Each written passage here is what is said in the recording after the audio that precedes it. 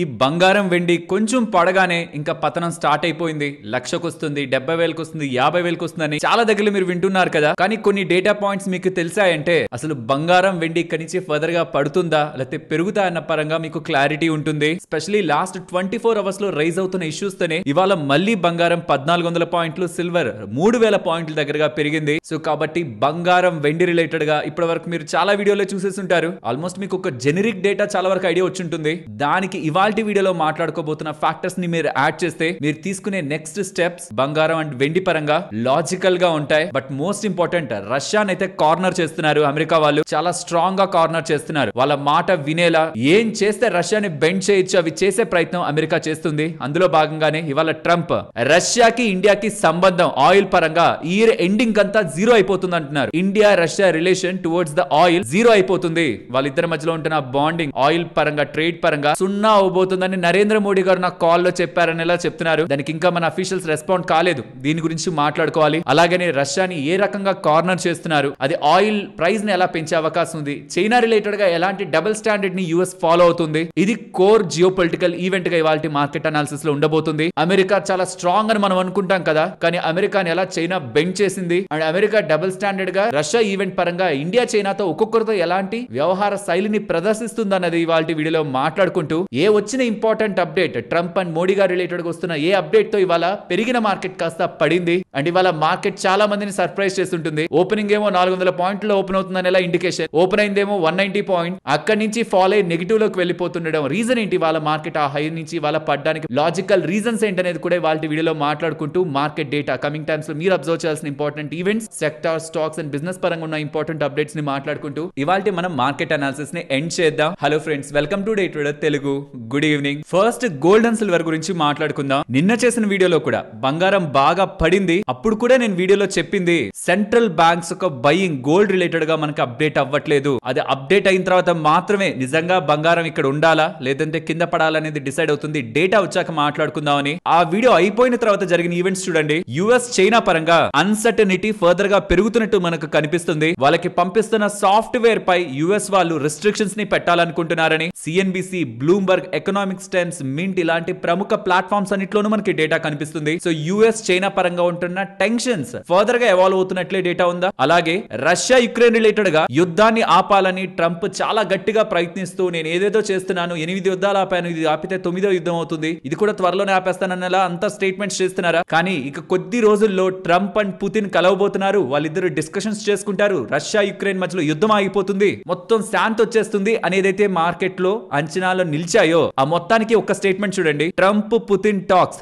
Waste of time as Russia rejects cease fire and strikes Ukraine అని. Russia Trump తో meeting ఏర్పాటు చేసుకొని వాళ్ళతో డిస్కషన్స్ చేసి యుక్రెయిన్ రిలేటెడ్ గా యుద్ధాన్ని ఆపాలనే ఆలోచనలో ఉంటే దెన్ ఎటువంటి అటాక్ కూడా యుక్రెయిన్ పరంగా ప్లాన్ చేసేది కాదు. కానీ ఒక బిగ్ అటాక్ రష్యా యుక్రెయిన్ పరంగా చేసిందని భారీ మొత్తంలో డ్రోన్స్ తో అటాక్ చేసి రష్యా మీద ఊహించిన విధంగా నష్టాన్ని కలగజేస్తూ ఉండడం ట్రంప్ ఈ పుతిన్ తో జరగాల్సిన మీటింగ్ ని క్యాన్సిల్ చేసుకున్నారు. ఇదొక ట్రేడ్ టెన్షనే కదా. రష్యా యుక్రెయిన్ క్రైసిస్ ఎండ్ అయిపోయింది అనుకున్న దానికి ఇప్పుడు రష్యా యుక్రెయిన్ మీద దాడి చేస్తుండడం ఇక అంత ఈజీగా ట్రంప్ అండ్ పుతిన్ కలుస్తారు, మీటింగ్ జరుగుతుంది, లేకపోతే యుక్రెయిన్ యుద్ధం ఆగిపోతుంది అని ఒక కన్సర్న్స్ నిలబడవు. కాబట్టి ఇదొక ఫర్దర్ అన్సర్టనిటీ మార్కెట్ లో ఉంది. ఎందుకు యుఎస్ చైనా గురించి రష్యా యుక్రెయిన్ గురించి చెప్తున్నానంటే ఇవన్నీ మన లాస్ట్ వీడియో చేసిన తర్వాత డెవలప్ అయిన టెన్షన్స్. అప్పటి వరకు మార్కెట్ లో ఉన్న అంచనాలు ఏంటి, యుఎస్ చైనా రిలేటెడ్ గా ఉంటున్న ఇష్యూస్ సార్ట్ అవుట్ అయిపోతున్నాయి, యుఎస్ ఇండియా రిలేటెడ్ గా ఉన్న ఇష్యూస్ సార్ట్ అవుట్ అవ్వబోతున్నాయి. సో గోల్డ్ రిలేటెడ్ గా ఉంటున్న మేజర్ డ్రైవర్ సెంట్రల్ బ్యాంక్స్ పరంగా ఒక్క డేటా మనకు కన్ఫర్మేషన్ వస్తే బయట అన్సర్టనిటీస్ అన్ని క్లియర్ అయిపోతున్నప్పుడు ఒక్క సెంట్రల్ బ్యాంక్ ఒక బయింగ్, ఆర్బీఐ ఏమైనా ఎక్కువ కొంటుందా బంగారం మళ్ళీ అంటే ఇప్పుడు పడింది కదా, ఈ పడిన దగ్గర ఎవరు కొంటున్నారు, రీటైలర్స్ కొంటున్నారా, ఇనిషియల్ గా పుష్ ఇస్తున్నారా, లేకపోతే సైడ్ లైన్స్ లో డబ్బులు నింటుంది కదా, ఈ పెరుగుతూ ఉన్నంత వరకు పెద్దగా ఎంటర్ అవ్వని మనీ సైడ్ వేస్ లో ఉన్న మనీ ఉందా, అది వస్తుందా, లేదు డైరెక్ట్ గా సెంట్రల్ బ్యాంక్స్ ఇన్వాల్వ్ అవుతున్నాయా. If in case central banks direct గా ఇన్వాల్వ్ అవుతున్నాయా మనకి డేటా కనిపించింది అనుకోండి, మీకు నాకు ఎవరికి ఇష్టం ఉన్నా ఇష్టం లేకపోయినా బంగారం అనేది ఖచ్చితంగా ఎక్కువ పర్సెంట్ పడదు. ఎందుకంటే కొనేది చిన్న వాళ్ళు కాదు, కొనేది పెద్ద సెంట్రల్ బ్యాంక్స్. వాళ్ళు కొని వాళ్ళు మళ్ళీ ఒక 10% 20% పెరిగాక అమ్మేసుకుందామని కొనరు. వాళ్ళు కొంటున్న వాళ్ళు అట్లీస్ట్ మిగిలిన సెంట్రల్ బ్యాంక్స్ ఏమైనా అమ్మేస్తాయేమో, యుఎస్ కానీ వెస్టర్న్ వరల్డ్ లో ఉంటున్న యూరోపియన్ కంట్రీస్ కి సంబంధించిన సెంట్రల్ బ్యాంక్స్ వాళ్ళ నిల్వలను అమ్మేస్తాయేమో. కానీ కొంటున్న ఇండియా చైనా ఒక 10-20% పెరిగితే ప్రాఫిట్ బుకింగ్ కోసం అది ట్రేడ్ చేయవు. దాంట్లో కంటిన్యూస్ గా చైనా అండ్ ఇండియా వాళ్ళ గోల్డ్ రిజర్వ్స్ ని పెంచుకునే ప్రయత్నం కూడా చేస్తున్నాయి. మీరు జస్ట్ సెంట్రల్ బ్యాంక్ బయింగ్ అని గూగుల్ చేయండి. RBI gold reserve crosses 880 metric tons by September అని, central bank gold buying reaches historic highs అని, gold rally just cracked but one private Swiss bank says it's not over అని, gold prices are so high even central banks are feeling FOMO అని. ఇలా central banks పరంగా positive గా ఉన్న డేటాని ఇప్పటివరకు మనకు మార్కెట్ లో రిఫ్లెక్ట్ అయింది. ఒక్క డేటా కూడా గోల్డ్ కి అగైనెస్ట్ గా సెంట్రల్ బ్యాంక్ స్టెప్స్ తీసుకుంటున్న డేటా రిఫ్లెక్ట్ కాలేదు. సో ఇనిషియల్ గా ఏదైతే మనకి ఫాల్ కనిపించిందో దాన్ని సపోర్ట్ చేయాలంటే ఆ పడిపోయింది ఇంకా పడిపోతుంది, అసలు ఇంకా పెరగదు, ఇంకిదే హై అని మనకి చెప్పాలంటే ఇప్పుడు ఉంటున్న డేటా, మార్కెట్ లో ఉంటున్న డేటా సపోర్ట్ చేయట్లేదు. మీ అభిప్రాయం, నా అభిప్రాయం, అందరి అభిప్రాయాలు మాట్లాడుకోవాల్సిందే, కానీ స్టాండర్డ్ గా ఇది జరిగింది ఇంక ఇలా జరుగుతుంది అని ఒక స్టాండర్డ్ స్టేట్మెంట్ మీకు ఎక్కడ కనిపించదు. ఓన్ అభిప్రాయాలు, ఓన్ ఒపీనియన్స్ మీకు మార్కెట్ లో ఇప్పుడు రిఫ్లెక్ట్ అవుతూ ఉంటాయి. కాబట్టి నిన్నటి వీడియోలో కూడా చెప్పింది అదే, నేను ఇది ఒక ప్రాఫిట్ బుకింగ్ గానే చూస్తున్నాను. సెంట్రల్ బ్యాంక్స్ ఏం చేస్తాయో నాకు తెలిసేంత వరకు ఒక standard opinion, negative or positive, నేను గోల్డ్ రిలేటెడ్ గా క్రియేట్ చేసుకోవాలనుకోవట్లేదని. టైం టు టైం మనకి అప్డేట్ అవుతుంది central bank data, buying data. అది వచ్చిన వెంటనే నేను డెఫినెట్ గా మీకు అది మన వాట్సాప్ ఛానల్లోనూ షేర్ చేస్తాను, టెలిగ్రామ్. అంటే మీరు ఈ వీడియో చూడాలని లేదు కదా, గోల్డ్ రిలేటెడ్ గా వాచ్ చేసిన వాళ్ళు రెగ్యులర్ మార్కెట్ వ్యూస్ ని చూడాలని లేదు. ఏ సోషల్ మీడియా ప్లాట్ఫామ్స్ ఉన్నాయో వాటన్నిటిలోనూ మీకు రీచ్ అయ్యేలా, మీరు ఒకవేళ వీడియో చూడకపోయే వాళ్ళైనా సరే మీకు రీచ్ అయ్యాలని నేను డెఫినెట్లీ ప్రయత్నిస్తాను.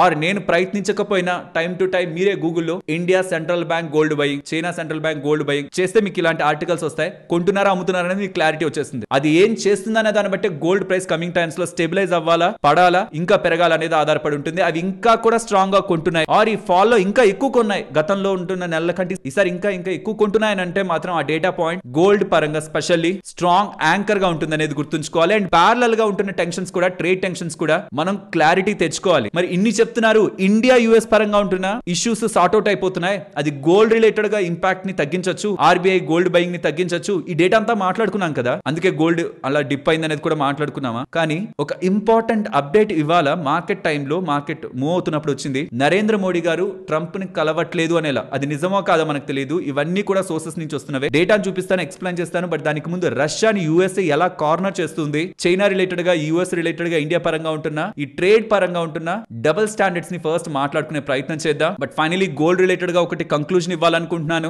బాగా పడినప్పుడు ఏదైతే కొంత పెరుగుతూ ఉందో అది రీసెంట్ టైమ్స్ లో డబ్బులు పక్కన ఉంటుంది కదా, వాళ్ళు ఇనిషియల్ గా ఎంటర్ అయ్యేది కూడా అయ్యుండొచ్చు. ఆర్ ఇక్కడ నుంచి మళ్ళీ పెరిగి ఆ హైయర్ లెవెల్స్ ఏదైతే ప్రాఫిట్ బుకింగ్ జరిగిందో దాని పైకి వస్తుంటే మాత్రం ఈవెన్ సెంట్రల్ బ్యాంక్స్ ఒక డేటా అప్డేట్ కాకపోయినా సరే గుర్తుంచుకోండి, ఎంతైతే పడిందో గోల్డ్ చాలా ఎక్కువ పడినట్టు. 2013 తర్వాత ఇంత గోల్డ్ ఫాల్ సింగిల్ డే లో ఎప్పుడూ లేదు. మరి అంత ప్రాఫిట్ బుకింగ్ జరిగిన తర్వాత దాన్ని ఇంకా పైకి పెంచి రీసెంట్ గా హైక్ పట్టుకెళ్ళగలిగారు అంటే సెంట్రల్ బ్యాంక్ డేటా రాకపోయినా సరే, ఆర్బీఐ, అక్కడ పీపుల్ బ్యాంక్ ఆఫ్ చైనా ఏం చేస్తుంది చేయట్లేదనే డేటా రాకపోయినా సరే ఆ హైస్ ని బ్రేక్ చేసి మళ్ళీ పైకి తీసుకెళ్ళగలిగారు గోల్డ్ అండ్ సిల్వర్ అంటే మాత్రం ఖచ్చితంగా దాని వెనక సెంట్రల్ బ్యాంక్స్ ఉంటాయి. సిల్వర్ ని పక్కన పెట్టండి, గోల్డ్ రిలేటెడ్ గా ఖచ్చితంగా దాని బ్యాక్ సెంట్రల్ బ్యాంక్స్ ఉంటాయి. ఆ డేటా మనకి ఎలాగో కమింగ్ టైమ్స్ లో రిఫ్లెక్ట్ అవుతుంది. అంటే ఎవరైనా బంగారం వెండిలో పెట్టుబడి పెట్టాలనుకుంటున్న వాళ్ళు యుఫోరియాతో ముందుకు వెళ్ళదు. మీకు ఒకవేళ డబ్బులు ఉంటే ఇప్పుడు మార్కెట్ లో పెట్టడం మంచిదా, గోల్డ్ అండ్ సిల్వర్ లో పెట్టడం మంచిదా, నిన్నటి వీడియోలోనే చెప్పాను. బట్ ఇవాళ మార్కెట్ అనాలిసిస్ లో ఎండింగ్ లో చెప్తాను. ఎందుకంటే మీకు ఒక ఇంపార్టెంట్ వీడియో, బ్లాక్ స్టోన్ వాళ్ళ వీడియో ప్లే చేసి వినిపించిన తర్వాత అది చెప్తే మీకు ఇంకా క్లారిటీ ఉంటుంది. అది చూపించి మళ్ళీ ఇంకొకసారి గోల్డ్ అండ్ సిల్వర్ గురించి మనం మాట్లాడుకుందాం మార్కెట్ అనాలిసిస్ ఎండింగ్ లో. అండ్ ఫ్రెండ్స్, మార్కెట్ అనాలిసిస్ ని స్టార్ట్ చేసే ముందు,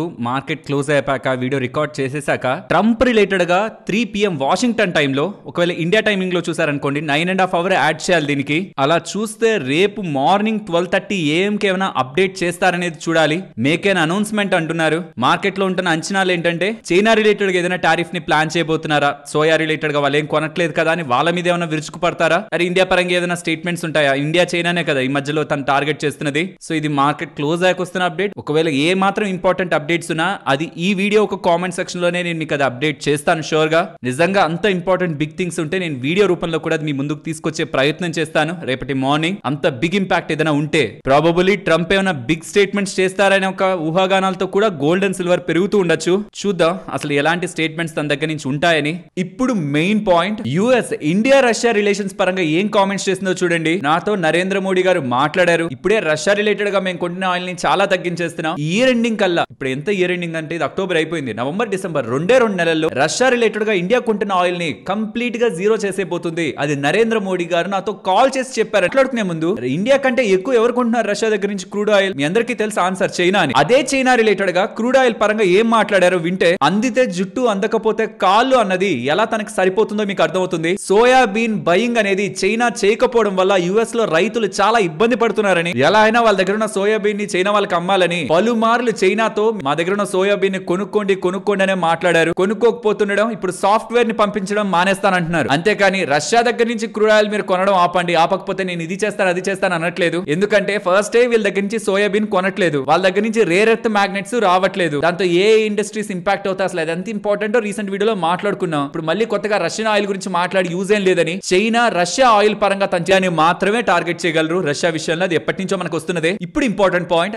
రష్యాని ఏ రకంగా యుఎస్ ఫర్దర్ గా కార్నర్ చేస్తుంది. ఇక్కడ మీరు గమనించవచ్చు, యుఎస్ ప్రెసిడెంట్ ట్రంప్ చేసిన అఫీషియల్ కమ్యూనికేషన్ రష్యాకు సంబంధించిన మేజర్ ఆయిల్ కంపెనీస్ లైక్ రాస్నెట్ కానీ ల్యూక్ ఆయిల్ కానీ రెండింటి పరంగా వాళ్ళు శాంక్షన్స్ విధించారు, ట్రెజరీ శాంక్షన్స్ ని విధించారు. సో అవి ఇంకా బిజినెస్ చేయడానికి లేదు వీళ్ళతో, అమెరికా వాళ్ళతో. అండ్ ఇతర కంట్రీస్ కూడా ఎవరైనా వాళ్ళతో రిలేషన్స్ ని పెట్టుకుంటే వాళ్ళ మీద కూడా వీళ్ళు ఫర్దర్ గా యాక్షన్ తీసుకునే అవకాశం ఉంది. ఎందుకంటే అది టారిఫ్ కాదు, శాంక్షన్ వేరు, టారిఫ్ వేరు. కాబట్టి మీరు చూడండి, ఇవాళ అక్కడి నుంచి శాంక్షన్స్ పడ్డాయన్న తర్వాత అండ్ నరేంద్ర మోడీ గారు నాతో మాట్లాడారు, రష్యన్ ఆయిల్ కొనడం తగ్గించేస్తారన్న తర్వాత రిలయన్స్ వాళ్ళు రష్యా దగ్గర నుంచి కొనుక్కుంటున్న ఆయిల్ ని రీకాలిబ్రేట్ చేయబోతున్నారు. ఇండియన్ గైడ్ లైన్స్ ప్రకారం ఇండియన్ గవర్నమెంట్ ఏమైతే చెప్పబోతుందో దాని ప్రకారం దాన్ని మార్చబోతున్నారు. అండ్ శాంక్షన్స్ కూడా విధించారన్నాను కదా, రాస్నెట్ అండ్ లూక్ ఆయిల్ వాళ్ళ మీద, రష్యాకు సంబంధించిన ఆయిల్ కంపెనీస్ మీద. కాబట్టి ఆ శాంక్షన్స్ నుంచి తప్పించుకోవడానికి కూడా ఇండియా రష్యా దగ్గర నుంచి ఆయిల్ కొనడాన్ని మానేస్తున్నారు. ఆ మేజర్ ఆయిల్ కంపెనీస్, రష్యా దగ్గర నుంచి ఉంటున్న కంపెనీస్ దగ్గర నుంచి కొనడం తగ్గించేస్తుందని ఎలా అప్డేట్స్ అయితే మనకి కనిపిస్తున్నాయి. సో రష్యాకు వస్తున్న main source of money crude oil related గా,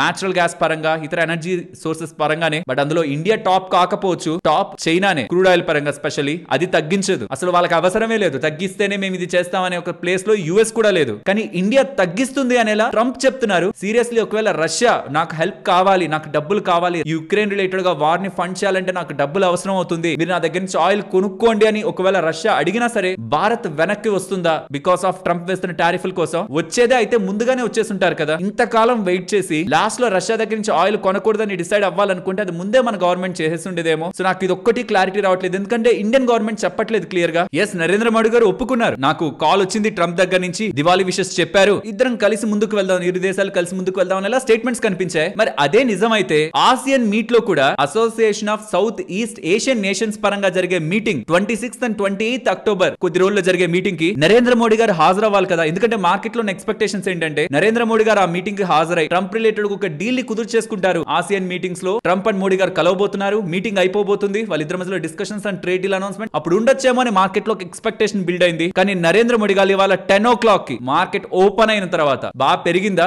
ఓపెనింగ్ లో? అక్కడ చేసిన స్టేట్మెంట్ చూడండి. మలేషియన్ ప్రైమ్ మినిస్టర్ తో మాట్లాడాను, అక్కడ ఆసియన్ మీటింగ్ జరగబోతుంది, బెస్ట్ విషెస్ చెప్పాను, looking forward to join Asian India summit virtually అన్నారు. మనిషి వెళ్ళట్లేదు, మన ఇండియన్ ప్రైమ్ మినిస్టర్ గారు వెళ్ళట్లేదు. దీని పరంగా వెంటనే ప్రింట్ మీడియాలో కూడా no Trump meet in near future as PM skip Malaysia meeting. Asian countries ఒక మీటింగ్ కి స్కిప్ అవుతున్నారని, ఇఫ్ నిజంగా రష్యా దగ్గర నుంచి ఆయిల్ కొనడాన్ని తగ్గించేస్తున్నామని ఇండియా కాన్ఫిడెంట్ గా, భారత్ కాన్ఫిడెంట్ గా మాట ఇచ్చేస్తుంటే దెన్ ట్రేడ్ డీల్ అనేది చాలా ఈజీ అయిపోతుంది. 15% కి తగ్గించేస్తారు, 50% నుంచి ఎక్స్పోర్ట్ చేస్తున్న కంపెనీస్ కి చాలా మంచి పాజిటివ్. బట్ నిజంగా అంత కాన్ఫిడెంట్ గా మనం ఉంటే ఖచ్చితంగా వెళ్ళి ముందుకు వెళ్ళి ట్రేడ్ డీల్ అనేది కుదుర్చుకునే వాళ్ళమేమో. అసలు వర్చువల్లీ ఎందుకు మనం వెళ్తున్నాం? ఏదైనా ఇతర ఇంపార్టెంట్ హెల్త్ రీజన్స్ లేకపోతే ఇంకేదైనా ఇంపార్టెంట్ అదర్ మీటింగ్స్ ఏమైనా ఉన్నాయా? మనకు క్లారిటీ లేదు. కానీ ఒక స్టెప్ వెనక్కి వెళ్లే ప్రయత్నం చేస్తూ ఉండడం నరేంద్ర మోడీ గారు. మేబీ ఆ మాటలు మనం చెప్పామా, మనం కంప్లీట్ గా మానేస్తున్నాం క్రూడ్ ఆయిల్ కొనడం రష్యా నుంచి అని మనం చెప్పామా, లేకపోతే అతను చెప్పి నేను చెప్పేసాను మీరు ఇది చెయ్యండి అని చెప్పడమా? ఇది ఎలా అంటే నేనే మీ తరపున, తను వస్తా అన్నారు ఈ నెలాఖరికి, తన ఈవెంట్ అటెండ్ అవుతా అన్నారు, ఏం భయపడకండి తను వస్తారని నేను చెప్పేస్తే ఇప్పుడు నేను చెప్పాను కదా అని మీరు వెళ్ళడం అలా ఉందేమో అనిపిస్తుంది. ట్రంప్ చేసే స్టేట్మెంట్స్ కూడా ఇండియా కొనడం మానేస్తానని చెప్పేసింది, ఈ ఇయర్ ఎండింగ్ అంతా మానేస్తుందని వేస్తే రష్యా కొంచెం భయపడుతుందా? కానీ రష్యా వాళ్ళు మనతో కాంటాక్ట్ అయ్యేది నిజమా కాదా కన్ఫర్మేషన్ అండ్ కంక్లూజన్ తీసుకుంటారు. బట్ ఇప్పుడు ఇండియా కొంచెం ఇరకాటంలో పడుతున్నట్టు కదా. ట్రంప్ ఏమో స్టేట్మెంట్స్ చేశాడు, మనం కానీ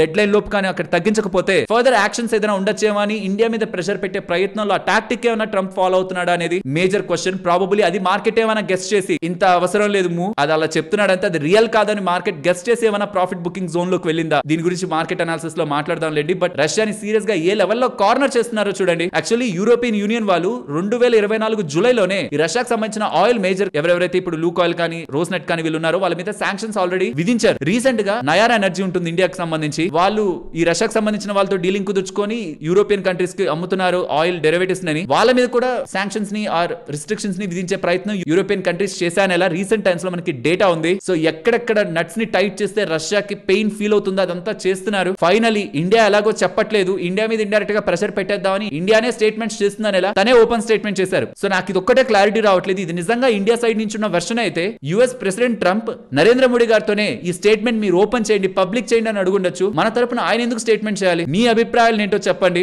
రష్యా సైడ్ నుంచి భారత్ పక్కకు వచ్చే అవకాశం ఉందని మీరు భావిస్తున్నారా? ట్రేడ్ డీల్ కారణంగా వస్తుందా? రష్యాకి ఇష్టం లేకపోయినా భారత్ పక్కకు వస్తుందా? రష్యాని కన్విన్స్ చేసి వస్తుందా, అది ఏదో కానీ మొత్తానికి రష్యా రిలేషన్స్ ఇండియా పరంగా ఈ ఇయర్ ఎండ్ కి జీరో అవుతాయా ఆయిల్ పరంగా అన్నది మీ అభిప్రాయాన్ని చెప్పండి. దాన్ని బట్టే ఫర్దర్ గా యుఎస్ అండ్ ఇండియన్ రిలేషన్స్ ఆధారపడి ఉంటాయి షూర్ గా. అండ్ ఇలా రష్యన్ కంపెనీల మీద యుఎస్ వాళ్ళు వేస్తున్న శాంక్షన్స్ కానీ అండ్ ఇండియా కూడా రష్యన్ ఆయిల్ కొనడం ఆపేస్తుంది, జీరో చేస్తుంది ఇయర్ ఎండింగ్ అంటూ ఉండడం, క్రూడ్ ఆయిల్ గ్లోబల్ మార్కెట్స్ లో 6% దగ్గరగా పెరిగింది. ఇక ఇదే పెరుగుతూ వెళ్ళింది అనుకోండి క్రూడ్ ఆయిల్, యుఎస్ ఫెడ్ వాళ్ళు వడ్డీ రేట్లు కట్ చేయరు. కట్ చేయకపోతే ఆ యుఎస్ వాళ్ళే పెద్ద మొత్తంలో వాళ్ళు తీసుకున్న అప్పులకి వడ్డీల్ని ట్రిలియన్స్ ఆఫ్ డాలర్స్ లో కట్టుకుంటూ పోతారు. ఆ ఇన్ఫ్లేషన్ ఇంపాక్ట్ వాళ్ళకి తెలియట్లేదు. ఇన్ఫాక్ట్ ఈ వీక్ ఎండింగ్ లో కూడా వాళ్ళకి ఇన్ఫ్లేషన్ డేటా వస్తుంది, CPI inflation data. I think October 24th రేపే వస్తుందేమో. But US government last 22 days నుంచి షట్ డౌన్ లో ఉంది కదా, మేబీ డేటా రిలేటెడ్ గా ఏదైనా చేంజెస్ ఉంటాయేమో చూడాలి. బట్ క్రూడ్ ఆయిల్ మాత్రం ట్రంప్ పెంచే ప్రయత్నం అయితే చేస్తున్నారు. ఇది ఇండియన్ ఎకానమీకి మంచిది కాదు, ఎందుకంటే మనం ఎక్కువ శాతం ఆయిల్ ని బయట దేశాల నుంచే ఇంపోర్ట్ చేసుకుంటాం కాబట్టి. సో ఇప్పుడు మార్కెట్స్ గురించి మాట్లాడుకుందాం. PM Modi latest pours cold water on possible meeting with Trump అని. PM Modi not travel to Kuala Lumpur Malaysia capital for ASEAN summit అని అఫీషియల్ సోర్సెస్ అని చెప్తూ చాలా దగ్గరలో కూడా మన Narendra Modi garu prime minister garu Trump expect చేస్తున్నట్టు వెళ్ళట్లేదు, కొంత డిఫరెంట్ గా ఉన్నారు. తను చెప్తున్నది మన ఇండియా సైడ్ నుంచి వస్తున్న వెర్షన్స్ వేరు వేరుగా ఉన్నాయనేలా మీకు డేటా కనిపిస్తుంది. ఇది మార్కెట్ కి క్లియర్ గా అర్థమైంది. ఏదైతే అప్డేట్ బయటికి వచ్చిందో ట్రంప్ సైడ్ నుంచి అది ట్రస్ట్ వర్తీ కాదు, ఎందుకంటే ఇండియా స్టేట్మెంట్ చేయట్లేదు. మినిస్ట్రీ ఆఫ్ ఎక్స్టర్నల్ అఫైర్స్ ఈసారి ఏం మాట్లాడలేదు. ప్రతిసారి ట్రంప్ దగ్గర నుంచి ఏం వచ్చినా ఇక్కడ నుంచి ఒక రివర్స్ పోస్ట్ వచ్చేది, అదేం కాదని. కానీ లాస్ట్ టైం మన పోస్ట్ ని ఇంకా కార్నర్ చేస్తూ తను కొన్ని మాట్లాడారు. కాబట్టి ప్రాబబ్లీ గవర్నమెంట్ వాళ్ళు కూడా మీరేం కన్ఫర్మేషన్స్ ఇవ్వద్దు, లెట్స్ వెయిట్, సెటిల్ డౌన్ అనేలాగా వదిలేస్తున్నారేమో. మేబీ ఎందుకు తనతో ఊరికే వాదానికి వెళ్ళడం అనుకుని ఆగుతున్నారేమో. కాబట్టి మినిస్ట్రీ ఆఫ్ ఎక్స్టర్నల్ అఫైర్స్ నుంచి కూడా ఏ అప్డేట్ లేదు మనకి, ఈసారి క్లారిటీ లేదు. ఓన్లీ ట్రంప్ చెప్పారని మార్కెట్ పెరిగింది, బట్ నరేంద్ర మోడీ గారు వెళ్ళట్లేదు అనేలా కన్ఫర్మేషన్స్ తర్వాత అఫీషియల్ గా నరేంద్ర మోడీ గారి వర్చువల్ మీటింగ్ అంట కొంత కూల్ ఆఫ్ అయితే మార్కెట్ అయింది. దీంతో పాటు ఇంకేమైనా మీరు వెతకాలంటే ఈ రోజు సెన్సెక్స్ సంబంధించిన ఎక్స్పైరీ ఉంది. ప్రాబబ్లీ షార్ట్స్ ఎక్కువే ఉన్నాయి కదా, 81% దగ్గరగా షార్ట్స్ ఉన్నాయి కాబట్టి సిస్టమ్ లో ఆబ్వియస్ గా ఈ గ్యాప్ అప్ లో వాళ్ళు లాస్ అవుతారు. కాబట్టి కొంత టైం మార్కెట్ ని కింద పెట్టి తర్వాత వాళ్ళ ప్రాఫిట్స్ ని బుక్ చేసుకొని లేకపోతే లాసెస్ ని కవర్ చేసుకొని షార్ట్స్ ని కవర్ చేసుకొని తర్వాత ప్రాబబ్లీ మార్కెట్ ని పెంచాలనే ఆలోచనలో కూడా ఎక్స్పైరీ అప్పుడు ఇలాంటి సడన్ గ్యాప్ అప్స్ అయినప్పుడు మార్కెట్ మళ్ళీ డౌన్ అవుతూ ఉంటుంది. అది ఏదైనా రీజన్ అయ్యొచ్చా అనుకోవాలంటే, బాగా థింక్ చేసి పడింది కదా అని ఆలోచించాలంటే, యూజువల్ ఎక్స్పైరీస్ అప్పుడు ఇలా జరుగుతుందని ఒక స్టేట్మెంట్ ని మనం అండర్లైన్ చేయొచ్చు, డ్రా చేయొచ్చు. ప్లస్ మార్కెట్ స్ట్రాంగ్ గా ఈ ఆల్ టైమ్ హై జోన్స్ దగ్గరికి వెళ్ళింది కదా, 26,277 ఐ థింక్ నిఫ్టీ పరంగా ఆల్ టైమ్ హై, వాళ్ళ 26,100 దగ్గరికి వెళ్ళింది. ఆల్ టైమ్ హైకి చాలా దగ్గర అయ్యాం. చూస్తే ఈవెంట్స్ ఏమో క్లారిటీ రావట్లేదు, ట్రంప్ దగ్గర నుంచి క్లారిటీ లేదు. యుఎస్ చైనా పరంగా ఇష్యూ పెద్దదవుతుందని కనిపిస్తుంది. అండ్ రష్యా యుక్రెయిన్ మీద దాడి చేసింది అంటుంది. ఒక పక్కేమో రష్యాతో మాటలు జరుగుతున్నాయి, ఈ జెలెన్స్కీతో యుఎస్ ప్రెసిడెంట్ వైట్ హౌస్ లో మీటింగ్ జరుపుతారని ఈ అప్డేట్స్ అన్ని ఉండగానే రష్యా యుక్రెయిన్ మీద దాడి చేసిందంటే మీరేంటి, మీ మీటింగ్స్ ఏంటి, నేనేం చేయాలో అది చేస్తానని రష్యా చెప్పాలని చూస్తూ ఉండడం. కమింగ్ టైమ్స్ లో యుఎస్ వాళ్ళు ఇంకాస్త స్ట్రాంగ్ గా రష్యాతో రిలేషన్స్ ఉన్న వాళ్ళ మీద ఇంపాక్ట్ ని చూపిస్తారు. అందులో భాగంగానే ఇండైరెక్ట్ గా ఇండియాని ప్రెషర్ చేస్తున్నారు. కానీ ఇండియాకి ఇష్టం ఉందా లేదా ఫస్ట్ థింగ్ వెనక్కి రావడం, దీనిపైన మార్కెట్ కి క్లారిటీ లేకపోతుండడం, ఆల్ టైమ్ హై లెవెల్స్ దగ్గరికి నియర్ గా వెళ్తూ ఉండడం ఇవాళ మార్కెట్ ఫర్దర్ గా యూ టర్న్ తీసుకోవడానికి ఉంటున్న మెయిన్ రీజన్ గా అయితే చూస్తున్నాను. సో ఈ ఎక్స్పైరీ రిలేటెడ్ గా రీజన్ అనుకున్నాం కదా, దీని క్లారిటీ రేపు మనకు వచ్చేస్తుంది. రేపు మార్కెట్ స్ట్రాంగ్ గా పెరగాలి, నిజంగా ఎక్స్పైరీ కారణంగానే ఇవాళ పడుంటే. రేపటి క్లోజింగ్ ఇంపార్టెంట్, ఓపెనింగ్ ఏముంది ఎవరైనా ఓపెన్ చేయొచ్చు, దాని తర్వాత స్ట్రాటజీ ప్లే చేసి మార్కెట్ మ్యానిపులేషన్ తో ఫైనల్ గా క్లోజింగ్ ఎక్కడ చేస్తున్నారు అనేది కీ అవుతుంది. కాబట్టి రేపు ఓపెనింగ్ కాదు క్లోజింగ్, కానీ ఇవాళ ఎంతైతే పడిపోయిందో మళ్ళీ అదంతా పెరిగే ప్రయత్నం చేస్తే కంప్లీట్లీ ఎక్స్పైరీ రిలేటెడ్ గా ఇంపాక్ట్ ఇండియా యుఎస్ పరంగా ట్రేడ్ డీల్ అయిపోతుందని మార్కెట్ లో బిగ్ ప్లేయర్స్ అనుకుంటున్నారని మనం ఆలోచించవచ్చు. లేదు రేపు మార్కెట్ పడి ఆ తర్వాత మార్కెట్ పడింది అనుకోండి, రేపు అండ్ కమింగ్ డేస్ లో కూడా మార్కెట్ డౌన్ లో ఉందనుకోండి, ఇండియా యుఎస్ పరంగా ట్రేడ్ డీల్ జరుగుతుందన్న ఎక్స్పెక్టేషన్ మార్కెట్ లో లేదు అని ఈవెన్ ట్రంప్ ఆ మాట చెప్పిన తర్వాత కూడా మనం ఏం అఫీషియల్ గా మైండ్ లో పెట్టుకోవాల్సిన అవసరం లేదని బిగ్ ప్లేయర్స్ ఆలోచిస్తేనే మార్కెట్ ని ఈ పాయింట్స్ లో వాళ్ళు వచ్చే ఎవ్రీ రైజ్ ని షార్ట్ ఆపర్చునిటీగా చూస్తారు. కాబట్టి రేపే మోస్ట్లీ కన్ఫర్మేషన్ అయితే మనకు వస్తుంది. బిగ్ ప్లేయర్స్ యొక్క థింకింగ్ ఏంటి, ఇండియా యుఎస్ పరంగా అండ్ మార్కెట్ పరంగా వాళ్ళ ఒపీనియన్ ఏంటి అనేది రేపటి క్లోజింగ్ మనకి క్లారిఫై చేస్తుంది. ఇవాళ సెన్సెక్స్ ఎక్స్పైరీ లేకపోతే ఇవాళ మనకు ఆ క్లారిటీ వచ్చేది, బట్ ఎక్స్పైరీ కూడా ఉంది కాబట్టి రేపు మనం కన్ఫర్మేషన్ తీసుకోవచ్చు. అండ్ చాలా మంది రిలయన్స్ రష్యా దగ్గర నుంచి ఆయిల్ కొనడం మానేస్తే రిలయన్స్ కి భారీగా మార్జిన్స్ పడిపోతాయి కదా, కాబట్టి రిలయన్స్ ఇవాళ పడిందని ఒక పాయింట్ లో. లేకపోతే ఇండియా రష్యా దగ్గర నుంచి ఆయిల్ కొనడం మానేస్తే $10 billion దగ్గరగా ఇండియా నష్టపోతుందని రష్యా ప్రెసిడెంట్ పుతిన్ గారు స్టేట్మెంట్ చేశారు. సో ఫిజికల్ డెఫిసిట్ పరంగా ఇండియన్ ఎకానమీ పరంగా ఇంపాక్ట్ ఉంటుందని మార్కెట్స్ ఏమైనా కూల్ ఆఫ్ అయ్యాయా వీటి పరంగా అనేలా సోషల్ మీడియాలో కొన్ని ఆర్టికల్స్ అయితే చూశాను. బట్ మనం గుర్తుంచుకోవాల్సింది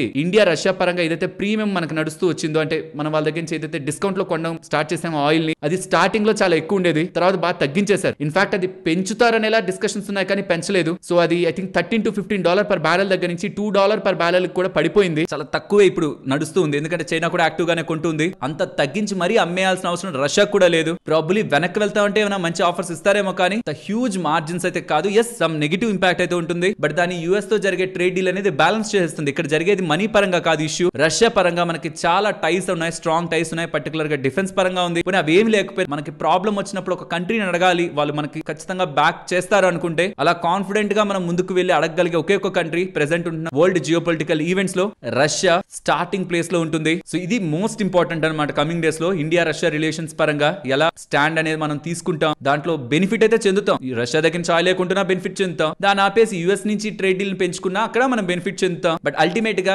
ఎకానమీ పరంగానో లేకపోతే మానిటరీ పరంగానో మనీ పరంగానో కాకుండా స్ట్రాటజిక్ రిలేషన్స్ పరంగా ఎలా మనం బెనిఫిట్ చెందుతాం ఈ ఎంటైర్ సినారియోలు అనేది మనం వెయిట్ అండ్ వాచ్ చేసి చూడాలి. ట్రంప్ పరంగా మనం డ్యామేజ్ అయినా, తన దగ్గర నుంచి మనకు మెప్పు రాకపోయినా, తన మన మీద 100% టారిఫ్ వేసినా 200% టారిఫ్ వేసినా ఒక పాయింట్ తర్వాత టారిఫ్ ఒక పాయింట్ తర్వాత ఎంత వేసినా మన వాళ్ళు అసలు ఎక్స్పోర్టే చేయలేరు, అసలు పంపించలేరు. 100 వేసినా ఒకటే, 1000 వేసినా ఒకటే. ఎందుకంటే 100 దగ్గరే మన వాళ్ళు ఆగిపోతారు, ఎక్స్పోర్ట్ చేయరు. 1000 వేసినా 10,000% టారిఫ్ వేసినా అక్కడ మ్యాటరే ఉండదు, ఆపేస్తాం ఎక్స్పోర్ట్స్ అంతే. తను మళ్ళీ వెనక్కి వస్తారేమో, India is a great country, Modi is my dear friend అని ఇలా తను మళ్ళీ మాటలు మారుస్తారేమో. కానీ ఇతర నేషన్స్ కి సంబంధించిన లీడర్స్ అలా మాటలు మార్చలేరు. వన్స్ వాళ్ళు వద్దనుకున్నారంటే దాన్ని అలానే మెయింటైన్ చేస్తారు ఇయర్స్ పాటు. కాబట్టి ఎలా ఇది డీల్ సెట్ అవుతుంది, యుఎస్ తో ఇండియాకి ఎలా డీల్ సెట్ అవుతుంది, రష్యాని లూజ్ అవ్వకుండా అనేది మనం వెయిట్ అండ్ వాచ్ చేసి చూడాలి. ఐ హోప్ మార్కెట్ కూడా దానికే ఇవాళ ప్రాఫిట్ బుకింగ్ మోడ్ లోకి వెళ్ళిందని నేను అనుకుంటున్నాను. ఫైనలీ ఎవరైనా ఇండియా రిలేటెడ్ గా ఇన్వెస్ట్మెంట్ చేద్దాం అనుకుంటే, అంటే ఇది కూడా చెప్తానన్నాను కదా, గోల్డ్ అండ్ సిల్వర్ పరంగా కూడా చెప్తానన్నాను కదా. సో అది చెప్పే ముందు బ్లాక్ స్టోన్ కి సంబంధించిన CEO ఇప్పుడు డబ్బులు ఉంటే ఇప్పుడు ఎక్కడ పెట్టాలి, ఏ కంట్రీలో పెట్టాలి, మన G10 కంట్రీస్ లో అనుకుంటే తను చెప్తున్నది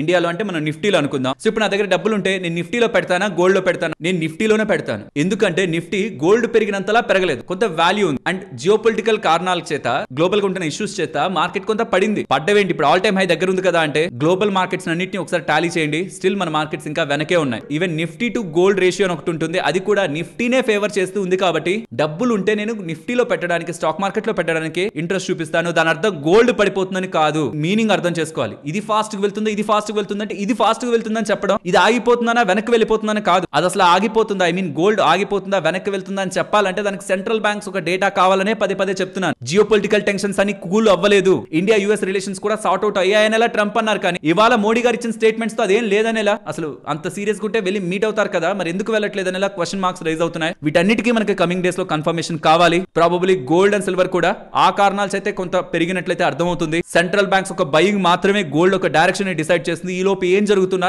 అదంతా స్పెక్యులేటెడ్ యాక్టివిటీ, బంగారం అండ్ వెండిలో అనేది గుర్తుంచుకోవాలి. ఐ హోప్ మీకు ఇప్పుడు చెప్పిన డేటా అంతా కూడా మీకు కొంతైనా వాల్యూని యాడ్ చేసిందని, మీకు ఇలాంటి డేటాని కనెక్ట్ చేస్తూ వీడియోని మీ ముందుకు తీసుకురావడానికి మేమన్ టీం పెట్టిన ఎఫర్ట్స్ మీకు వాల్యుబుల్ గా అనిపించుంటే వీడియోని తప్పకుండా లైక్ చేస్తూ పెడుతున్న ఎఫర్ట్స్ ని ఎంకరేజ్ చేయండి. అండ్ ఇవాళ మీరు చూసారంటే చాలా వరకు టెక్స్టైల్ స్టాక్స్ భారీగా పెరిగాయి కదా. ఈ కైటెక్స్ అయితే 15% అండ్ చాలా వరకు గోకుల్ దాస్ కానీ, స్పోర్ట్ కింగ్ కానీ, వర్ధమన్ టెక్స్టైల్, ఈ టెక్స్టైల్ స్పేస్ అంతా స్ట్రాంగ్ గా పెరిగింది. అండ్ అలాగే పోకర్నా కూడా ఇవాళ 10% దగ్గరగా పెరిగింది. బికాస్ వాళ్ళ బిజినెస్ లో 80% దగ్గరగా యుఎస్ నుంచి వస్తుంది. అలాగే క్యాప్లిన్ పాయింట్ కానీ, కాస్మో ఫస్ట్ కానీ, బయోకాన్ కానీ, ఎల్టీ ఫుడ్స్ కానీ, గర్వారే హైటెక్ ఫిల్మ్స్ కానీ, గ్లాండ్ ఫార్మా, నాట్కో, ఇలా చాలా వరకు కంపెనీస్ యుఎస్ కి ఎక్స్పోజర్ ఉంటున్నవి ఇవాళ బాగా పెరిగాయి. Because US India trade deal complete అయిపోతుందనే ఊహాగానాలతో. అవైతే ఎండ్ ఆఫ్ ద డే పర్లేదు. కానీ మరి యుఎస్ ఇండియా రిలేషన్ ఎలా ఉంటుంది కమింగ్ టైమ్స్ లో, నిజంగానే ఇండియా వెనక్కి తగ్గి రష్యా రిలేటెడ్ గా ఆయిల్ ఇంపోర్ట్స్ ని తగ్గించుకొని యుఎస్ తో ట్రేడ్ డీల్ కుదుర్చుకోవడానికి ప్రయత్నిస్తుంది. అలా ప్రయత్నిస్తుందంటే ఇవాళ వచ్చిన ర్యాలీ జస్టిఫైడ్, కాకపోతుంటే వీటి రిలేటెడ్ గా వచ్చిన ర్యాలీకి జస్టిఫికేషన్ ఉండదు. కమింగ్ టైమ్స్ లో వెయిట్ చేసి చూడాలి. అప్పుడు ఒకవేళ అలాంటిది ఏం లేదని ఏ మాత్రం నెగిటివ్ వస్తున్నా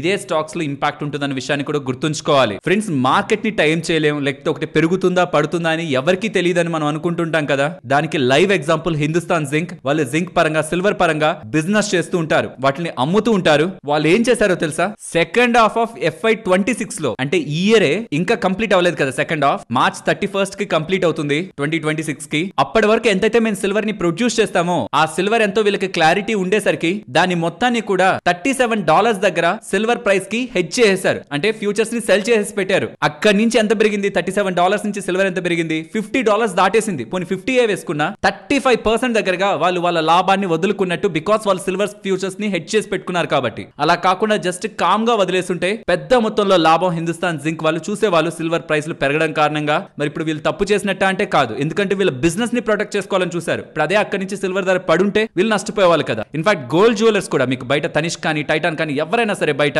మెజారిటీ ఆఫ్ ఆర్గనైజ్డ్ ప్లేయర్స్ ఏం చేస్తారంటే వాళ్ళ దగ్గర ఉన్న మొత్తం బంగారాన్ని హెడ్జ్ చేసి పెట్టేస్తారు. బంగారం పెరిగిన వాళ్ళకి లాభం కాదు, తగ్గిన వాళ్ళకి లాభం కాదు. బట్ పెరిగితే లాభం ఎందుకు వస్తుందంటే making charges percentage of gold పరంగానే, గోల్డ్ ప్రైస్ పరంగానే ఉంటాయి. కాబట్టి బంగారం ఎంత పెరుగుతుంటే వాళ్ళకి అంత మేకింగ్ చార్జెస్ పరంగా అడ్వాంటేజ్, పడుతుంటే ఆ మేకింగ్ చార్జ్ కూడా తగ్గిపోతుంది. కాబట్టి పెరుగుతుంటే గోల్డ్ జ్యువెలర్స్ కి కొంత లాభంలా కనిపిస్తున్నా గోల్డ్ పెరగడం పెరగడం వల్ల ఏ జ్యువెలర్ కి లాభం రాదు, ఎందుకంటే దాన్ని హెడ్జ్ చేసి పెట్టేస్తుంటారు. అంటే వాళ్ళ దగ్గర ఎంత బంగారం ఉంటుందో దానికి సంబంధించిన gold and silver futures cell లో ఉండింటాయి. బంగారం పెరిగినా తగ్గినా వాళ్ళకి ఏం ఇంపాక్ట్ ఉండదు. కానీ making charges percentage of price ప్రకారం క్యాలిక్యులేట్ చేస్తారు కాబట్టి on gold and silver rise, gold and silver పరంగా బిజినెస్ చేసే కంపెనీస్ కి లాభం ఉంటుంది. ఫ్రెండ్స్, ఇప్పుడు షేర్ చేసిన డేటా మీకు వాల్యుబుల్ గానే అనిపించిందా? అనిపిస్తే మన వీడియోని లైక్ చేస్తూ పెడుతున్న ఎఫర్ట్స్ ని ఎంకరేజ్ చేయండి. ఫ్రెండ్స్, ఒక ఇంపార్టెంట్ డెవలప్మెంట్ గురించి మాట్లాడుకోవాలి. గ్లోబల్ గా జరుగుతున్న దాని పరంగా చైనా వాళ్ళు స్పెషాలిటీ ఫర్టిలైజర్స్ యొక్క ఎక్స్పోర్ట్స్ ని రిస్ట్రిక్ట్ చేస్తున్నారు. దీని కారణంగా ఎవరెవరైతే స్పెషాలిటీ ఫర్టిలైజర్స్ ని తయారు చేస్తుంటారో వాళ్ళందరూ కూడా వాళ్ళ ప్రైజుల్ని పెంచుకునే అవకాశం అండ్ గ్లోబల్ గా ఎక్స్పోర్ట్ చేసి మంచిగా డబ్బులు సంపాదించుకునే అవకాశం వాళ్ళకి కలుగుతుంది.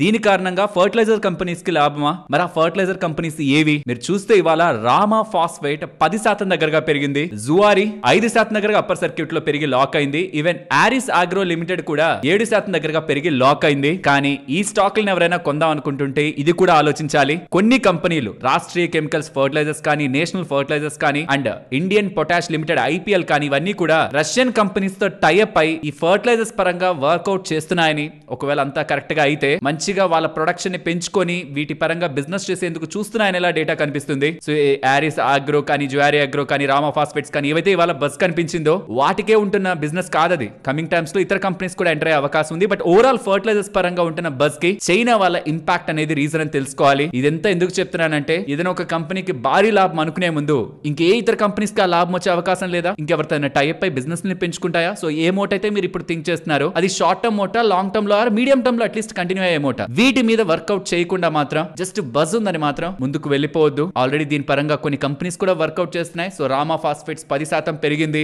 జువారీ ఆగ్రో పెరిగింది, ఆరిస్ ఆగ్రో పెరిగిందని ముందుకు వెళ్లే ముందు ఇవి వర్కౌట్ చేస్తున్న బిజినెస్ గురించి కూడా అది ఎంత టైం పడుతుంది, ఈలో వీళ్ళు ఎంత వర్కౌట్ చేసి మార్జిన్స్ ని, ప్రాఫిటబిలిటీని పెంచుకుంటారు అన్న ఒక క్లారిటీ లేకుండా మాత్రం ఇమీడియట్ గా జంప్ అయ్యారంటే అదే పీక్ లో మీరు ఎంటర్ అవుతున్నట్టు. తర్వాత కరెక్షన్ ని కూడా మీరు విట్నెస్ చేయాల్సి ఉంటుంది. నెక్స్ట్ డిఫెన్స్ అక్విజిషన్ కౌన్సిల్ వాళ్ళు ఉన్నారా? వాళ్ళు 79,000 కోట్లకు సంబంధించిన డిఫెన్స్ ప్రపోజల్స్ ని క్లియర్ చేశారు. ఆర్మ్డ్ ఫోర్సెస్ రిలేటెడ్ గా ఇండియన్ ఆర్మీ పరంగా నాగ్ మిసైల్ సిస్టమ్స్ ని, ground based mobile ELINT systems ని, high mobility vehicle with material handling cranes ని వీటిని క్లియర్ చేశారు. ఇండియన్ నేవీ పరంగా కూడా మల్టిపుల్ వాటిని క్లియర్ చేశారు. ఇండియన్ ఎయిర్ ఫోర్స్ పరంగా కూడా long range target saturation and destruction systems పరంగా CLRTs పరంగా కూడా చాలా కంపెనీస్ పరంగా వాళ్ళు ప్రపోజల్స్ ని క్లియర్ చేయడం జరిగింది. ఎంటైర్ డిఫెన్స్ స్పేస్ పరంగా హెవీ స్పెండింగ్ కి ఇండియన్ గవర్నమెంట్ వెళ్తున్నట్లయితే మనం అర్థం చేసుకోవచ్చు. ఈవెన్ భారత్ ఫోర్స్ పరంగా కూడా 2700 crore డీల్ అనేది సైన్ చేశారని ఇండియన్ ఆర్మీ వాళ్ళు. ఓన్లీ భారత్ ఫోర్స్ కాదు, ఇంకొకటి కూడా ఉంది PLR సిస్టమ్స్ అని. వీళ్ళిద్దరికి కలిపి ఒక మెగా డీల్ వెళ్ళిందనేలా అనౌన్స్మెంట్ కూడా మీడియా రిపోర్ట్స్ అంటే ఇవాళ మనకు అప్డేట్ అయ్యాయి. ప్రాబబ్లీ ఈ రీజన్ తోనే ఇవాళ మనకి భారత్ ఫోర్స్ కూడా పెరిగింది.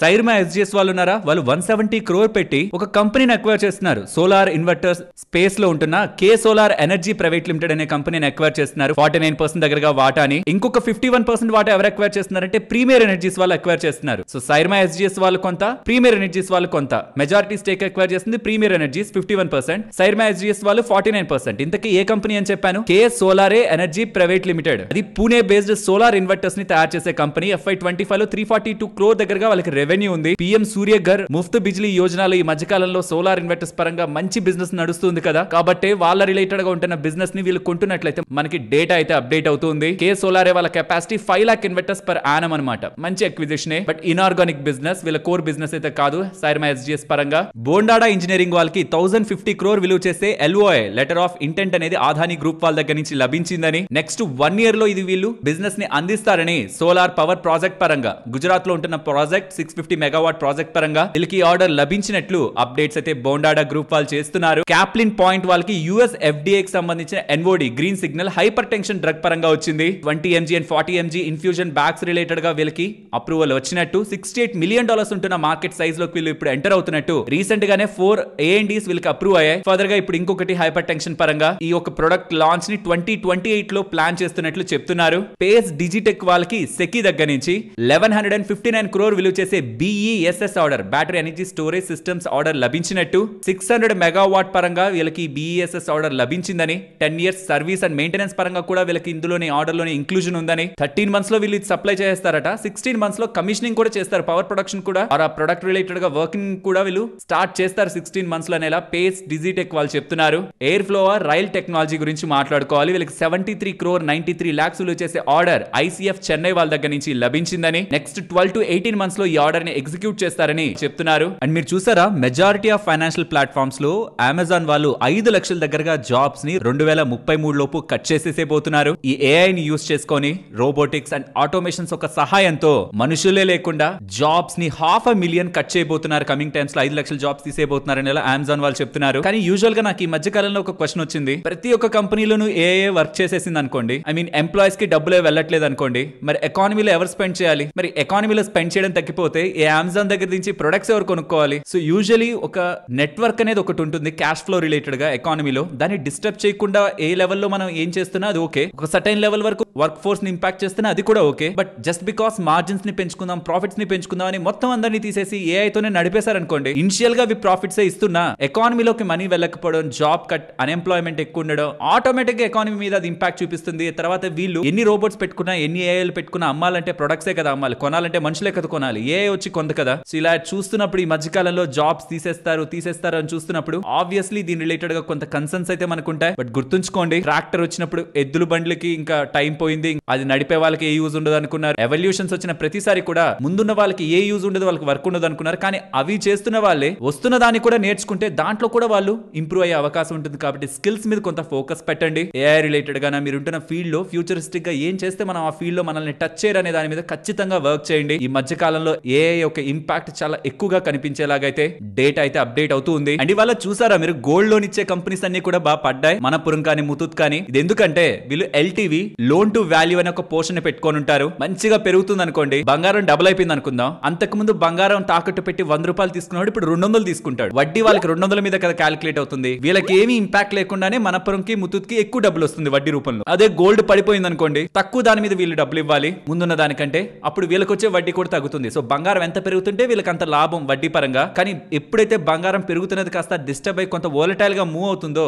లోన్ టు వాల్యూ అనేది తగ్గించుకునే ప్రయత్నం చేస్తారు, కొంత కాషియస్ అయ్యే ప్రయత్నం చేస్తారు. ఎందుకంటే ఇప్పుడు 100 రూపాయలు అన్నట్టు ఇచ్చేసి రేపొద్దున బంగారం 20-30% పడిపోతే వీళ్ళు రిస్క్ లోకి వెళ్తారు. కాబట్టి కొంచెం కాషియస్ గా మూవ్ అయ్యి వడ్డీ కాదు ఇప్పుడు కొంచెం డబ్బుల్ని కూడా తగ్గించిద్దాం, బిజినెస్ ని స్లో డౌన్ చేద్దాం, గోల్డ్ లో వోల్టాలిటీ ఉంది కదా అని వీళ్ళు ప్రయత్నిస్తారు. కాబట్టి అదొక రీజన్. అండ్ గోల్డ్ వాల్యూ కూడా కొంత పడేసరికి ఇంకెంత పడుతుందన్న ఒక కన్సర్న్స్ కూడా మనపురం అండ్ ముతూత్ రిలేటెడ్ గా ఇవాళ స్టాక్ ప్రైస్ ఫాల్ లో మనకైతే రిఫ్లెక్ట్ అయ్యాయి. నెక్స్ట్ లారస్ ల్యాబ్స్ గురించి మాట్లాడుకోవాలి. Extraordinary numbers, quarter and year comparison లో కూడా సాలిడ్ గ్రోత్ మనకి కనిపిస్తుంది. మార్జిన్ ఎక్స్పాన్షన్ కూడా బోత్ క్వార్టర్ అండ్ ఇయర్ లో కనిపిస్తూ ఉండడం లారస్ ల్యాబ్స్ ని ఈసారి పోస్ట్ చేసిన నెంబర్స్ పరంగా చాలా మంచిగా చూడొచ్చు. అండ్ ఆపరేషనల్ క్యాష్ ఫ్లో కూడా 1000 crore అబోవ్ దగ్గరగా వీళ్ళు మెయింటైన్ చేశారు. లాస్ట్ ఇయర్ సేమ్ టైమ్ లో అది 57 crore. సో ఓవరాల్ డేటా చాలా ఇంప్రెసివ్ గా ఉంది. అండ్ వీళ్ళ బిజినెస్ వైడ్ డివిజన్స్ లో మాట్లాడుకున్న CDMO బిజినెస్ 53% జంప్ అయింది, జెనరిక్స్ 28% జంప్ అయింది, ARV కూడా షార్ప్ రివైవల్ కనిపించింది, ఇది important, 25% revenue growth. CDMO revenues first half లో 1000 crore మార్క్ ని క్రాస్ చేశాయి. ROCE కూడా లాస్ట్ టైం 5.6 ఉన్నది కాస్త ఇప్పుడు 16.3 గా నమోదైంది. And net debt to EBITDA కూడా గతంలో ఉన్న 3.4 నుంచి 1.3 కి వచ్చింది.